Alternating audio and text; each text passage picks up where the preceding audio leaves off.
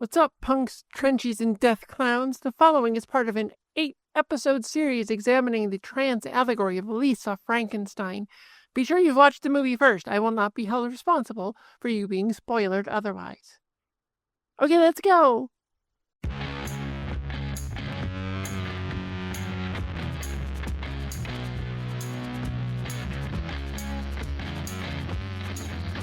Welcome to Tilly's Trans Tuesdays. Tillyvision speeds down the slopes into the unintentionally intentional trans allegory of Lisa Frankenstein Part 4. This week we discuss Lisa's super trans dream and how hate and bigotry can come in passive-aggressive forms.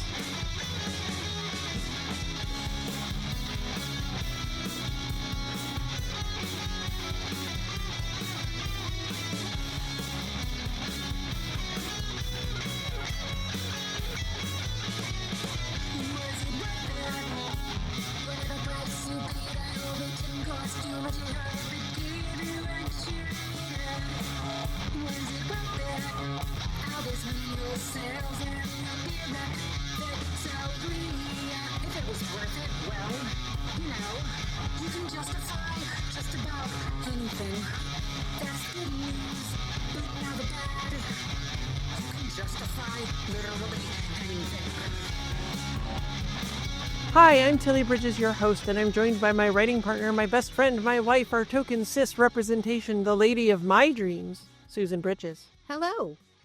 Once more, our returning guest is the steadfast Kent Eigengrau. Welcome back, Kent. Happy to be here again. Okay, so if you had one piece of advice for somebody just starting their transition, or if there was something like that you wish you knew ahead of time going in, what would that be? I would say have fun with it. This is a point where you are going and trying to discover yourself. You are trying to build up who you're going to be. Yeah. Don't be afraid to have fun early on. You have permission to have fun. You don't have to jump in and conform. You don't have to become a jock overnight. Some guys, they like that. They go straight for the gym and they get really buff and it's awesome. And they Yeah. find a lot of pride in that. But you don't have to. You can still have some of that femininity. You can still wear pink. You can be as strange and interesting in yourself as you want to be. Like this is a time where you are healing and you are discovering and you are building yourself. It is an art project. Have fun with it. Yeah. Also, take your time. Don't jump in with both feet. Take time, sit with yourself, go into things after you've thought about it a lot. Talk with other trans people, talk with older trans people if you can find them. The internet is great for that. Talk to your friends that you trust. Just find yourself, be creative about it, experiment a bit, but also don't just fling yourself into, I need to start HRT immediately and I need to start doing 1,000 push-ups a night and I need to start doing this and I have to conform and I have to pass. No, you don't. Yeah. Just be yourself. I find a lot of trans people early on, it's kind of like that awkward middle school phase that we all have to go through a second time where we're trying to figure ourselves out. And a lot of people will like overdo it. Yep. And I feel like patience is a virtue here. I feel like just go with the flow and go with what feels good. The best advice that you can get for passing, if that matters to you, is just find what makes you confident. Like to talk on the 80s, like a lot of those like rock stars, they weren't hyper masculine. They were playing around with gender. Yeah. Like find what makes you feel good. Find like you can be a feminine man. You could Absolutely. be a masculine butch woman. Like Yeah. you can be what makes you you and still be valid and still find your own gender and your own journey through. It's just patience and Yeah. experimentation. I love that because like that's something that, I struggled with early on, and I've seen so many trans people struggle with, and it's something that this movie also talks about too, that if society says this is what men are, or this is what women are, and you don't want to do those things, you can feel like maybe I'm not really a trans woman or really a trans man because I don't want those things. And that's not true at all. Like we had one guest on the show, he was a trans man and he struggled with this specifically with earrings because he felt like after transition, he wasn't supposed to wear those because they're like Yeah. not just like dude earrings, but like, like dangly ear ones or whatever. And he really loved them, but he felt Yeah, like yeah. I can't like them anymore because I'm a man. And it took him a while to come back around to no, I can be a man and still like to wear earrings, and that's fine. Just experiment and don't feel like you have to fit anybody else's boxes. Just find Gender out. rules are all made up. They're all made up. Exactly. Yeah. They're Yes. all made up, so why not play with them? Absolutely. Excellent. Excellent advice. I love that. All right. Like a good student of the art of cinema, you'll have listened to parts 1 through 3 and episodes 134 to 136 first, so you have some idea of what's going on. Yes? Yes. Good, because I'm not waiting any longer. Let's go. 16 minutes, 22 seconds. Strange by Galaxy 500 plays. The lyrics sure read to me like someone just going through the motions, doing the cis things everyone expects of them and wondering why they ever agreed to it. Why is everybody acting funny? Why does everybody look so strange? Why does everybody look so nasty? What do I want with all these things? 16 minutes, 40 seconds. We cut to black and white, a world run by the false dichotomy, which I talked about back in episode 11, the false cis binary matrix, and the tears on Lisa's face. She's still in bed, but in a fancy dress with bows on it, ultra femininity. 17 minutes, 6 seconds. She sits up and a Pabst Blue Ribbon beer blanket falls off of her, and the Doug it represents, I freaking hate Doug, was holding her down and confining her to that box. She looks at a photo of her mom, who tells her to wash her hands and calls her kiddo, infantilizing Oof. her. Oof. Now remember, just a few minutes of screen time ago, Doug called her the same thing. It is no coincidence it happens again here from her mom. Neither of them respect her. And the quote-unquote wash your hands, well, where did Lisa have her hands when she was assaulted? Note that her mom also winks at her after saying it. It all reads as very boys will be boys, and you were probably asking for it, Lisa. And if he says you let him on, you must have. So just be a good girl and clean up afterward. Mm-hmm. God, that's rough. Isn't it? Ugh. A doll looks at her and calls her mama.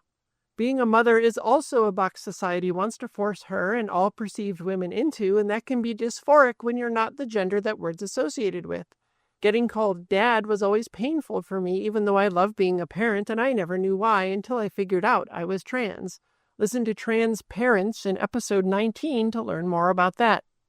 Yeah, all of this is dripping in gendered expectations. Sure is. This is a brutal dream sequence, but it's also one of the most artful parts of the film. It's so Yeah, much it's both of attention to them. detail is paid Yeah. in this. So whenever there's a dream sequence in a film, pay extra attention to it. It's not just something trippy and weird and interesting. There's a reason, and I guarantee you everyone on set that day was very hyper focused on getting it right. So there's Yeah. definitely more meaning in dream sequences than there usually is. Right.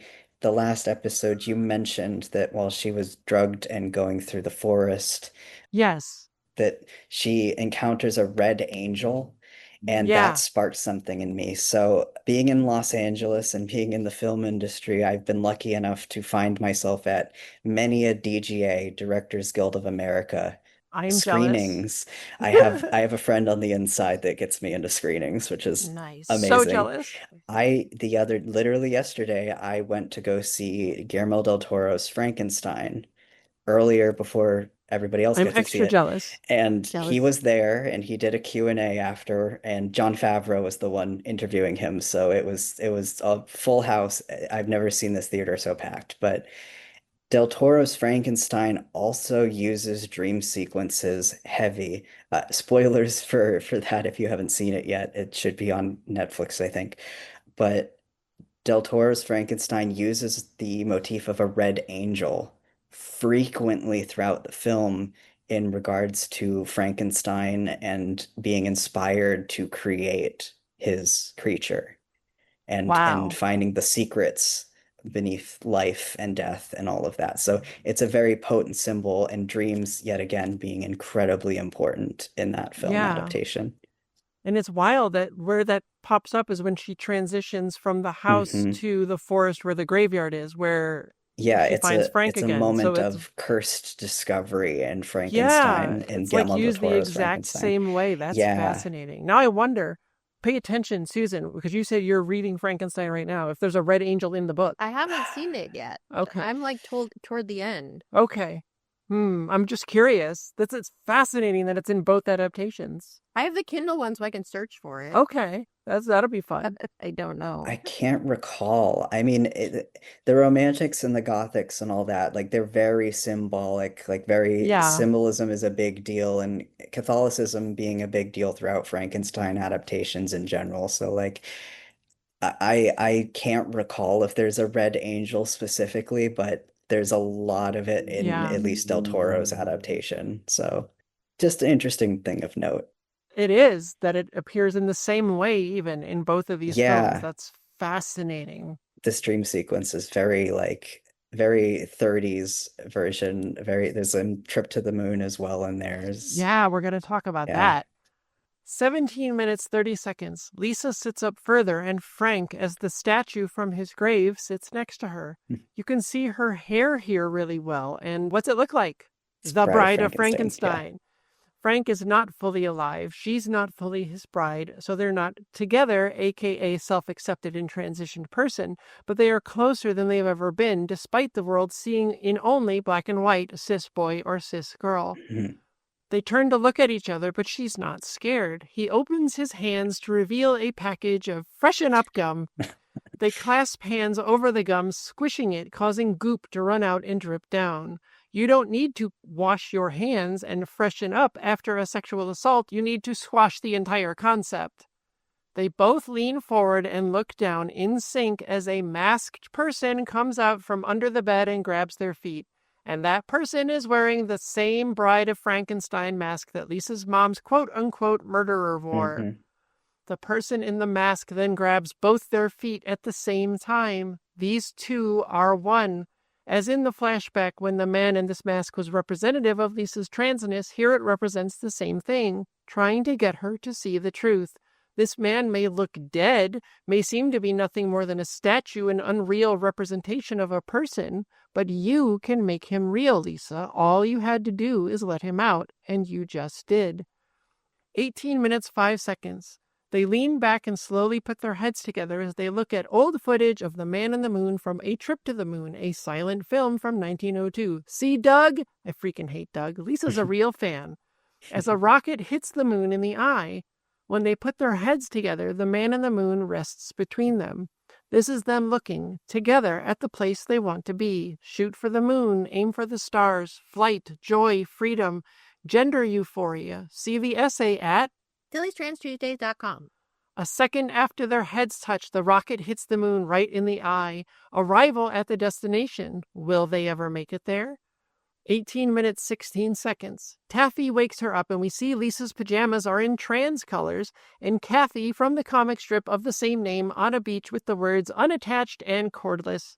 Unattached means unmarried, equals not a whole trans person, and cordless equals without a cord, super text, and her hands in her shorts. I don't know. And her hand is in her shorts, implying masturbation, maybe, sure, but that wasn't a sexy dream in any regard, was it? If you are dreaming about the trans man you really are inside, one of your most likely sources of dysphoria is what you find or don't find in your pants, and maybe you were trying to imagine what it'd be like if it was different. Standard reminder, you don't need to have gender dysphoria or want or need bottom surgery to be trans, but many trans people do, and this is metaphor. 18 minutes, 28 seconds. Remember when I said Lisa's bedroom was her subconscious? Look at the windows above her bed. They literally look like eyes. We're inside her head, and it's gender conformity pink and green-blue dysphoria everywhere. Her sheets were very blue prior to the dream, but now seem to more closely match that signature dysphoria color. This could have been done by switching the sheets or even slightly tweaking the coloring when editing the film. And there's those dysphoric black and white drawings jailed behind red danger lights. Eyes that look scared and someone covering their face as if they're horrified by it. And there's the creature from the Black Lagoon from the old horror movie of the same name. What do you think that means? There's actually a poster from that film on the walls of Lisa's bedroom that you can see in other shots. So they're really hoping you pick up on it. Yeah, it makes sense that she would like that film, considering the context of this movie, presenting itself as like a cishet monster love story. It's like there's a lot of that in Creature.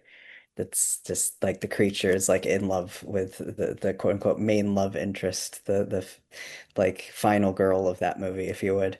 So it's makes sense that she would be into that movie. Yeah, and despite the fact that I'm calling him Frank, the movie calls him the creature. And Mm. remember, I mentioned that in this film, Black and Lisa together are a signifier of change and transition.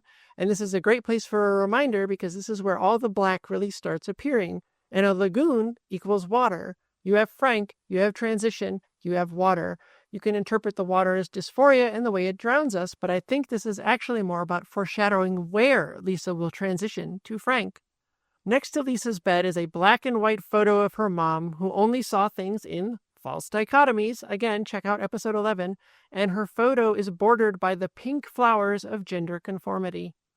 And we still aren't done talking about this because look at the far left and how that sure does look like a penis drawing on the wall, the thing Lisa doesn't have but was maybe just dreaming about having to alleviate her dysphoria. There is so much going on in this one shot. 18 minutes, 54 seconds. Lisa goes down to talk to Janet about the destroyed bathroom mirror, and look at her. Remember how Barbie, in Barbie, as discussed starting in episode 61, woke up the day after her egg cracked? Yeah. Remember how Neo in The Matrix, see my book Begin Transmission in episode 26 of this podcast, woke up after his egg cracked? Yeah. Metaphor, surely, but drastic changes to physical appearance clue you into what's going on with the character internally and mean a lot when the story is about transition. And look at the mascara under her eyes, even more pronounced than before. The black/change/transition is growing. 19 minutes, 15 seconds. Look at all the pink and green-blue between Lisa and Janet. The whole house is a nightmare for Lisa. 20 minutes, 39 seconds. Notice how none of them ask if Lisa's okay or how she's feeling. They're only concerned about how what she's going through affects them. This is cis grief in action. See the essay at TillysTransTuesdays.com for more. Janet. Lisa, do you know what happens to people who act out? They wind up in the loony bin. No, they literally used to do this to trans people, mind you, and certain people would love to do it again. But it's not a mental illness. It's just how we are. But display any more signs of that, Lisa, and we'll lock you up. How you affect us is more important than anything you feel or the hell we've put you through. Oh By the boy. way, Janet is just a brilliant character. Like, She is something. so well done. Yeah. Oh boy, Janet. Janet is so much. Janet's a lot. You can tell that the acting in this movie is great. Like everybody's having Yeah. so much fun, and you can tell. But Janet as a character just chews that scenery and just owns every scene that she's in. Like Yeah. that's some work. That's some It fun. really is. Like sometimes playing a villain can be more fun for an actor than playing the main character, and you can kind of see some of that here. Yeah, she is magnetically evil. Yes. You just can't take your eyes off her. And she's very much in charge of everything. Yeah. And everyone automatically defers to her. Yeah. And she's basically like the harbinger of, you know, she's like, I'm the judge of gender in this house. Yeah, the Yeah, aggressive exactly. system, like the very Yes. like somebody that would gift you Abigail Schreier's book as like a this'll help you. I know what's up here. But yeah, Janet, wow. That's such a character. She's so well written. I love every scene she has with Dale the father because it's just Yeah. like he will say something, she will say something, and then his point he will immediately concede to her like Yep. instantly. It's every Yep. single time. And Janet is a psych nurse, so note that her threat to have Mhm. Lisa committed is an extra big threat because she can actually follow through on that. Taffy calls her out on how she shouldn't be calling it a loony bin, but Janet doesn't care at all, including not caring about her patients as she feels they're all nonconformos who deserve to be there. I was actually surprised at Taffy's call out. But Yeah. Yeah. Yeah, Taffy has some interesting scenes. Like most of her scenes, she's very like supportive of her quote unquote sister. Like she's trying. She Yeah. actively is trying to be a good person and is noticing like she never fully says like, yeah, my mom is terrible to you, but there's definitely some recognition of like trying to be like, haha, isn't mom being funny? It's okay. We're all just a good, happy family here. Like trying to keep it together. Like she does seem like she wants the best for everybody, but oh boy, she does some stuff. She does until she doesn't. Yeah. Okay. 21 minutes, 19 seconds. Lisa sees the news report that the statue and grave of Frank was struck by lightning, which reignited neighborhood concerns. The trans man she buried deep inside is coming back to life due to Lisa's egg fully cracking again, even if she hasn't realized it just yet. And the cis sure have concerns about that. Throughout the scene, Lisa's incredibly visually evocative of that striking, idiosyncratic look of Malcolm McDowell in A Clockwork Orange. The entire scene, she keeps her head down even while looking up, as if to drive the reference home even further. So in A Clockwork Orange, the character Lisa's drawing allusions to, Alex, is a violent criminal and a sexual predator. Lisa Frankenstein isn't saying here that Lisa is those things, but that Janet sees her that way. But the most important part is that Alex is used as a tool by those in power who try to brainwash his quote-unquote undesirable qualities out of him, and in so doing use him as a political pawn. Given we know that Janet will soon make further references to having Lisa committed for her quote-unquote deviant behavior, and actually has the power to make it happen and puts those plans into motion, and the way society weaponizes transphobia as a political wedge issue, this reference absolutely tracks. 21 minutes, 19 seconds. Lisa's back at work like a good, contributing member of cis society, but look how she's walled in by the pink, and behind her, by the door when Michael Trent walks in, there's a poster in the iconic Patrick Nagel style so popular in the 80s of overly sexualized Elvira in a pink frame. For more on Patrick Nagel, see the link in the show notes. Great set deck. It is. Yeah. Well, who is Elvira? An overtly sexualized performance of a woman created and performed by Cassandra Peterson. There are messages Lisa and everyone are bombarded with about who and what women are supposed to be. For more on Elvira, see the link in the show notes. Now, this is not the fault of Elvira, mind you. She is great, and that's a performance where how overtly sexualized she is part of the joke. The point is just that despite her overly sexualized nature being part of the joke, many miss the joke part and just overtly sexualize her because that is what society tells us to do to women. And that can be extra dysphoria-inducing for trans men, I would imagine. Yeah. You also see that in drag performances a lot too, of like the making a joke and having fun with gendered stereotypes and all that. Like Yeah. it is a performance. Exactly. I feel like a lot of people accidentally or mistakenly like conflate the two of trans people and drag. And a lot of people can find both. Like there's a lot of trans, like a trans man drag queen, Gottmik, who's also going to be playing at the theater I work at soon. So that's going to be fun. But yeah, like trans men can still be drag queens. Yeah, And absolutely. that is something that if you're unfamiliar with, also drag kings are a thing for Yeah. trans men. That's where a lot of people find themselves. But yeah, it is a performance playing with gender in the same way that Elvira is almost a drag performance. It is hyper femininity. Exactly. And look at Lisa's magnifying glasses here. They are all blue. All she can see in here is despair. She's even dressed in blue. I just want to comment on how she's like working in a traditionally female coded profession. Sure. And yet, sewing and alterations. Right. And yet also doesn't look like overtly feminine at work at all. Yes, right. We're going to actually talk about that uniform. in a second. Yeah. Yeah. 21 minutes, 53 seconds. There's another similar ultra-sexualized, ultra-femme art piece behind Lisa, framed with pink gender conformity and green-blue dysphoria. Though just seeing Michael, who's closer to the kind of man she wants to be, the kind of man she is, has helped her see things more as they are, or rather as she wants them to be. She's no longer looking through the magnifying glasses. 22 minutes, 5 seconds. Michael apologizes for the spiked drink. That was weird how you got gender feelings. We definitely didn't mean to do that. And jokingly calls her a, quote, experienced psychonaut, an astronaut of the psyche. But like, guess what looking inward and examining your heart and subconscious, which all trans people do, is? It is exactly that. Lisa says she's the Sally Ride of drugs. I absolutely love that one. It's really good, and it's very funny. Another And the funny way one. she says it Yes. is so good. But also, Sally Ride is famously queer, though she was forced to pretend to be straight for a very long time because it's what society required of her to be an astronaut. Do you see any parallels there? Do you? That's a good documentary, by the way, the Sally Ride one. It is. Yes, It's very good. yes.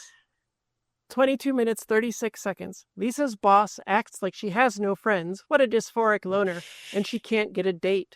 When he says it and claps her on the back, the despair goggles fall to cloud her vision again. Great shot. He then says, quote, it's probably because she's so flat-chested, which is inappropriate on multiple levels, but also this white cis man with power has noticed Lisa is not as sexy as she should be.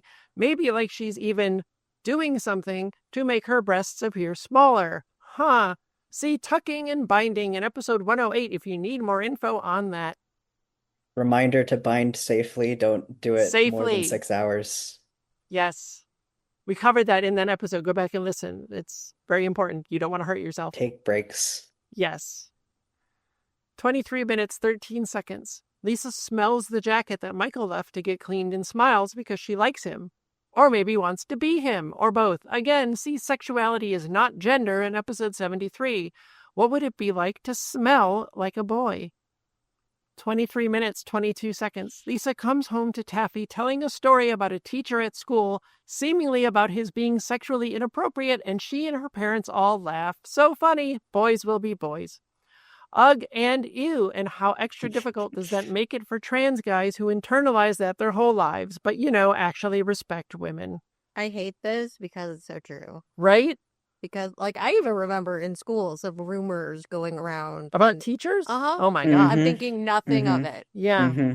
Well, that just kind of happened. That's how men are. Yep. Wow. Even in my days, that the rumors about weirdo teachers and the whisper networks of being like, don't stay after school to do work with this teacher, or don't do this thing, or don't be around these boys at this time.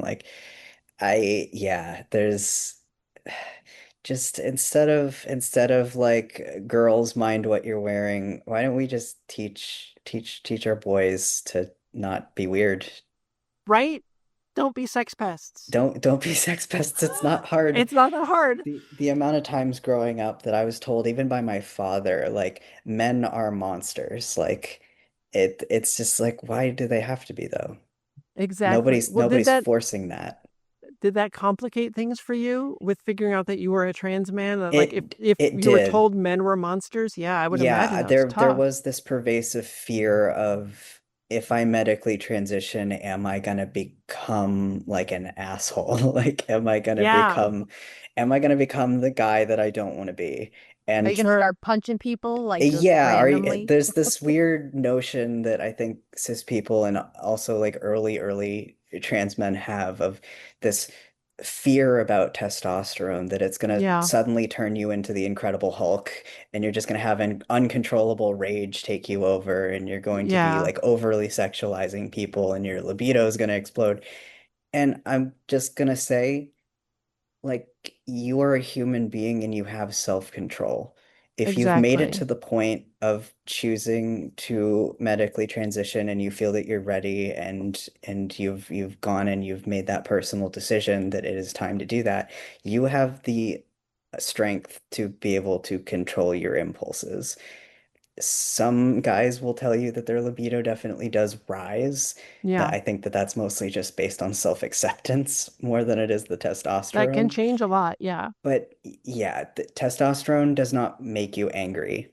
It deepens the feelings of anger for sure. That emotion got deeper, but it didn't get more. It didn't magnify. I just understood it differently.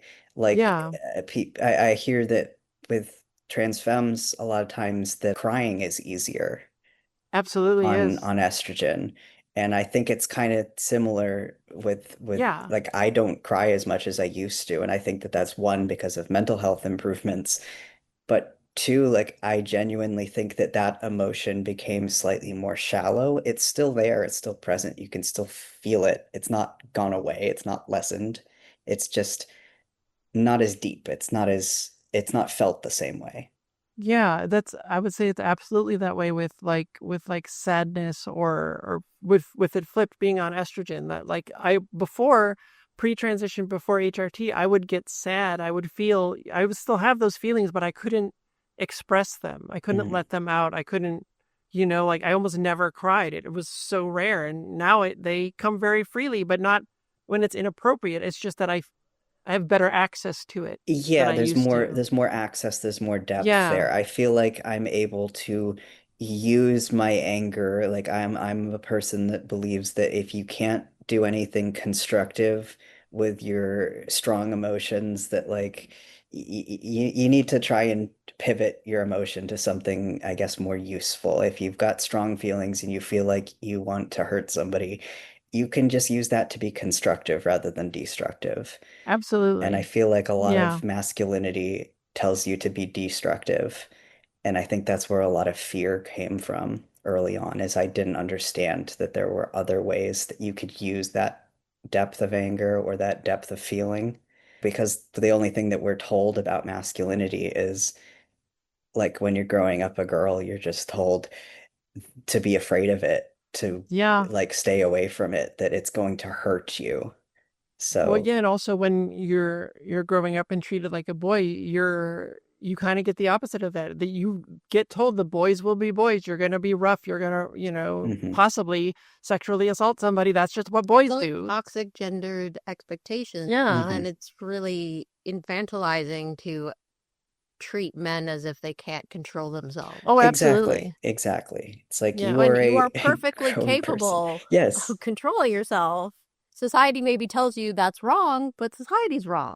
Yeah, I think some of it is kind of a skill issue of you're just not given the tools of how you're supposed to, you're not supposed to That's be fair. ruled by your emotions. Hmm. Yeah. You can control them, which is why I'm always advocating for if you feel like you want to punch somebody, don't just go scream into a pillow and like do Do push-ups some or push-ups. do Yeah. go to the gym, go for a run. Like if you have to, if you get to a point where you feel like you're a danger to yourself or somebody else, do something creative. Put your energy into doing something like going for a jog. Do something else with that emotion. You don't need to be destructive. Yeah. Absolutely. When Lisa comes into the house, we never see her face reflected in the mirror by the door. It also seems clear that they want us to see the 254 from the house's address in blue light on the wall. Meanings on this vary, but when you look at numerology and astrology, there's some rough consensus that it stands for self sacrifice, balance, positive change, and transformation. Well, super text. Okay. 23 minutes, 35 seconds. Taffy invites Lisa to go with them to the late showing of Look Who's Talking. Lisa asks if there's pizza left. They saved her one slice, but her dad says, looks like it's got a little meat on it. And it is, of course, entirely covered in meat. And this is a genius little moment that tells you so much. Vegetarianism is a choice some people make for various reasons, and a lot of people disrespect vegetarians for that choice, for the way they live. Now, being trans isn't a choice, although you can be trans if you decide you want to be, because you're trans if you say you are. Episode 13 on You Are Trans Enough has the deets. But transitioning is a choice. Talking about your complicated gender feelings is a choice, and her family does not respect that choice. Janet. Oh, she can pick it off. Never mind, there would literally be almost no pizza left. Never mind, it would all be contaminated from having meat on it. We will not accommodate your choices, and if you don't like it, you can have the nothing scraps of society that are left over for you. The disrespect is painful and all too familiar. Taffy wanted to get Lisa a veggie lover's pizza, but Janet wouldn't allow it. Even though Taffy is gender conforming and clearly doesn't get or understand what Lisa's going through and has done things to harm her, like spreading rumors about her, she doesn't want to actively exclude her. She's kind of trying, in her backwards way, to be supportive. Janet also has no respect for Lisa's job doing alterations, but Taffy's cheerleading, which is a very gender-conforming physical sport, gets all the respect in the world. And though it's funny, the line about Taffy spending hours screaming with her legs spread against the walls is pretty dark, because Taffy says, quote, "It doesn't even hurt anymore," implying those are not screams of pleasure. Highly conforming to gendered stereotypes hurts cis people too. Mhm. Taffy thinks Lisa's fingers probably hurt from sewing, and Lisa says eventually a callus just forms. But she's so dejected and dead when she delivers that line. She's talking about her heart because of the way her family treats her for being different. 24 minutes, 41 seconds. Lisa's watching Dawn of the Dead, and they make a point to show us Yes, Bub. yes. Now, if Oh, you've Bub. not seen the film, Bub is a smart zombie who is capable of learning. He screams and thrashes in chains. When you learn how society wants us all to be chained like zombies, all you want to do is break free, and he is undead, brought back to life. We all love Bub. Yeah. Lisa is in yellow, pink, and green pajamas surrounded by yellow lights. She smiles. This pain and discomfort is familiar to her. Light from outside the windows, it's that green-blue. She's interrupted by loud banging and groaning from outside. 25 minutes, 4 seconds. Lisa sneaks toward the door and grabs the red phone, but she again does not cross in front of the mirror. 25 minutes, 10 seconds. Too late, that egg you duct-taped closed has re-cracked, babe. Frank smashes through the dysphoria window. She screams and runs as he zombie walks after her. You are Bub. Bub. 25 minutes, 40 seconds. She runs to her room and look at the dysphoria hallway, the pink gender-conforming walls, the yellow light, the red danger lights reflected in the mirror as she sprints past. More danger and change, red and black, art on the walls, and on the frame of the mirror, a rubbing that says, memory. Remember how you figured this out a long time ago, Lisa, and it could have led you to your true reflection? Time to remember again. Thanks for being here, Kent. Yeah. Next week, we'll see if we can escape this part of ourselves we thought was long dead and finally get a clear picture of the prison we've been trapped in. Tilly Bridges, end transmission. Tilly's Trans Tuesdays is hosted by Tilly Bridges and Susan Bridges, with audio editing and sound mixing by Jillian Morgan. The written essay version of this week's topic and all past topics is available at tilliestranstuesdays.com. Special thanks to Daisy and Jane for the use of Sorry Not Sorry as our show's theme music. Please stop by and show your support at daisyandjane.bandcamp.com and soundcloud.com/daisyandjane. You can find me at Tilly Bridges on Blue Sky and on Mastodon at Tilly Bridges at mastodon.social, and you can find Susan on those at Susan L. Bridges. You can find Jillian at Audio Jillian on Blue Sky. You can join the Tillyverse Discord server by following the link at the very bottom of tilliestranstuesdays.com. We hold regular watch parties for the Matrix films and other trans movies where I do a live Q&A, and it's blossomed into a wonderfully supportive, compassionate, kind community of friends. We'd love to have you join us. If you'd like to keep up with all the writing that Susan and I do, you can sign up for our newsletter at birdguestbroadcast.com. If you enjoy this show, please take a moment to leave us a rating on Apple Podcasts. The largest segment of our listeners find the show there, and more reviews equals a higher profile, which means it will reach more of the people who need it. Thank you for your support.